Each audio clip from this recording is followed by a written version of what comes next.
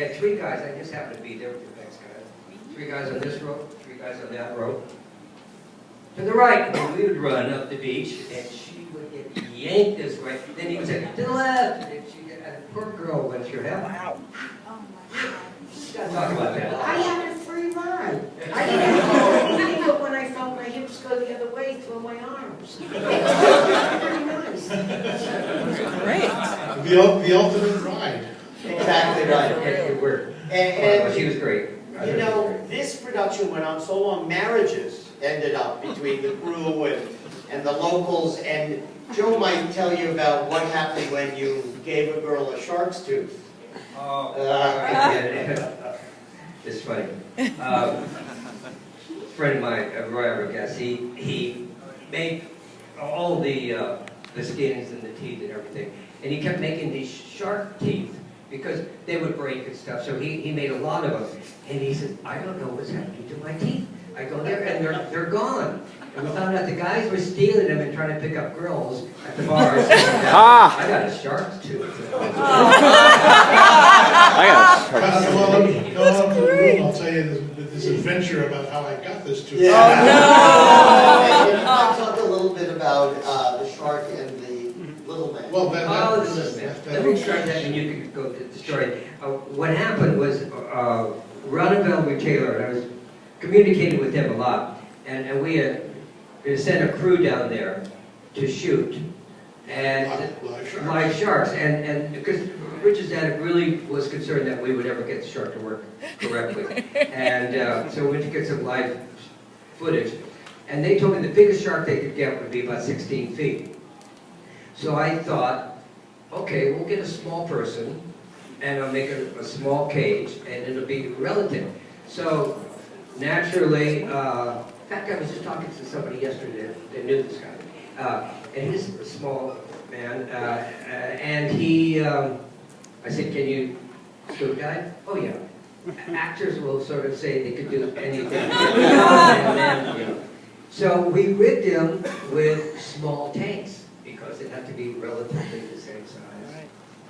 And we sent him to Australia, and they put him in the thing, and the big white shark came, and he sucked up all the air immediately. Because it was a small tank, and the little guy sucked up the air anyway. The little people have the same lungs as That's right. big people, and miniature tanks do not have the same amount of air as a real scuba tank. So we pulled that tank, and we had a breakaway tank, and a shark, big shark, came and got tangled into this breakaway cage. And the footage was fantastic, except there was no Dreyfuss, no Hooper. Right. What happened? We got to use that footage. Right. Go to the writer. What do we do? Well, so he said, well, we got to shoot some portion of the underwater stuff with the Dreyfuss in the cage and show him eluding the shark that's going to tear up the cage. So we have a shot that we made in Tank at MGM. Yeah, we did. Where Esther Williams used to swim. Yeah.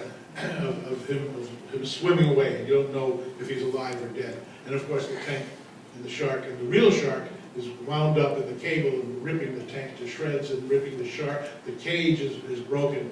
Now, meanwhile in Australia, while this real shark is destroying this cage, which was actually supposed to be a safe place to be inside.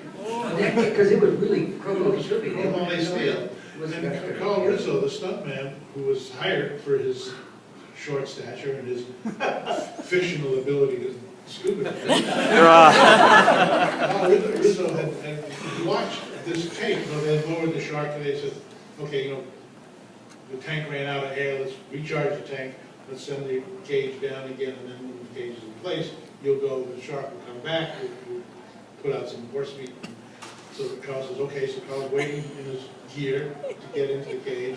The real shark comes, destroys the cage. It's supposed to protect Carl. So he sees this cage destroyed. Meanwhile, the Ronald Valley Taylor are all working their asses off to get every shot, every angle, to get the underwater, to get the shark hit. And then when the excitement is over and the wrecked cage is back on deck and the shark has been cleared of the That was a breakaway cage, it wasn't his cage. Yeah, no, yeah. Anyway, so now, okay, now let's get the real cage. Carl, come on. They can't find Carl. We're on a boat in the middle of the Great Barrier Reef. There's no other one. Where is the guy? Turns out, after a search, literally a search of the boat, from stem to stern, as well as the slang would have it, he was in a paint locker in the chain.